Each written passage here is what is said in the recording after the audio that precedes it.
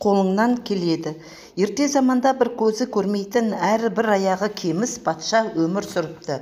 Бір күні өз портретін салдырмақшы болып, еліндегі барлық суретшілерді шақыртады. Алайда суреттен денесінің кемістіктері байқалмайтын болсын деп қатаң шарт қойған екен.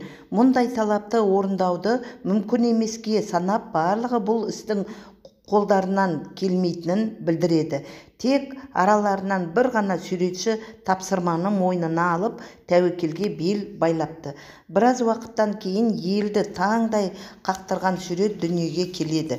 Суретте патшаның дене кемістіктері мүлде жоғалып кетіпті. Қалай дейсіз ғой? Патша қолына мылтық кезеніп, кеміс аяғымен тізерлеген күйі көрмейтін көзін жұмып, әлденені көздеген сипатта тұр екен. Әттеген-ай, өзгелерді болмысына осылайша қарай білсек еді.